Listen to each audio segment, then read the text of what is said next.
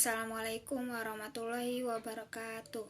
Perkenalkan, nama saya Hilda Wirunisa dari UIN SMH Banten, NIM 211340131. Saya di sini akan melengkapi tugas dari MK Pengantar Psikologi, dosen pengampu Ibu Eni Nuraini.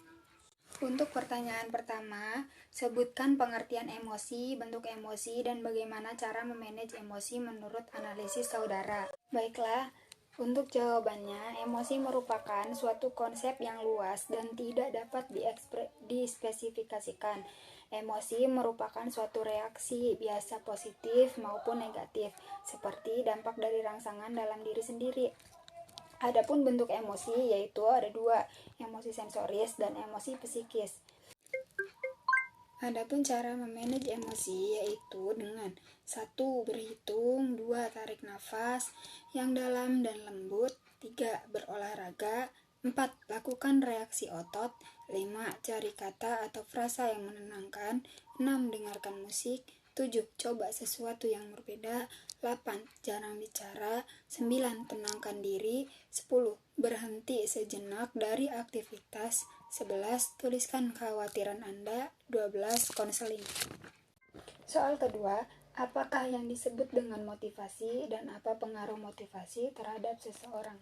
Jawabannya adalah motivasi adalah gejala psikologis dalam bentuk dorongan yang timbul pada diri seseorang secara sadar untuk melakukan suatu tindakan dengan tujuan tertentu. Adapun pengaruhnya, perilaku kita dalam kehidupan sehari-hari sangatlah ditentukan oleh motivasi yang dimiliki. Dalam Learn Helplessness, dijelaskan bahwa kondisi saat manusia merasa tidak memiliki kemampuan untuk mengatribusikan sesuatu hal yang bersifat internal, permanen, dan menyeluruh.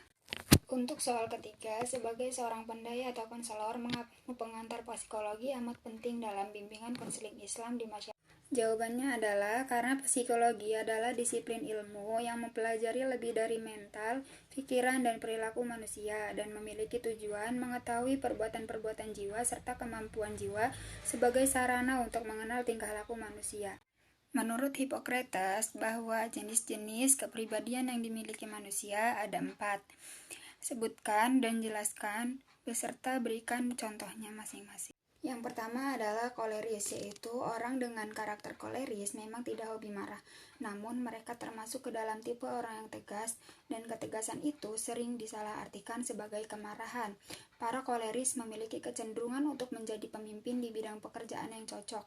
Untuk kepribadian ini, pekerjaan yang cocok adalah dengan bisnis, hukum, teknologi, teknis, dan statis.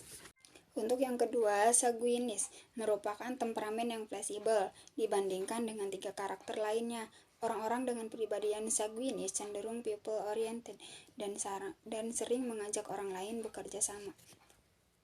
Untuk yang ketiga, melankolis adalah kepribadian ini sering diasosiasikan dengan sifat-sifat tertutup, seperti introvert, privert, analisis, dan faktual dalam berkomunikasi, cenderung pemalu dan curiga terhadap orang baru. Untuk yang kedua, sanguinis merupakan temperamen yang fleksibel dibandingkan dengan 3 karakter lainnya. Orang-orang dengan kepribadian sanguinis cenderung people oriented dan sering mengajak orang lain bekerja sama. Dan yang keempat, pragmatis, yaitu bisa dikatakan sebagai kepribadian yang pasif dan tidak ambisius. Mereka cenderung introvert, tenang, tidak emosian, santai, sabar, dan ragu-ragu. Tipe ini sangat susah untuk diajak berteman karena soal terakhir, apa sajakah faktor-faktor yang mempengaruhi perkembangan seseorang dari masa remaja sampai dewasa akhir? Jelaskan dan berikan contohnya. Jawabannya adalah lingkungan sosial, gambaran citra tubuh, motivasi, pengetahuan, kepribadian, kesempatan untuk melaksanakan tugas perkembangannya, bimbingan untuk mempelajari tugas perkembangan, 8. Kreativitas, memenuhi tugas perkembangan tahap sebelumnya, dukungan dari keluarga.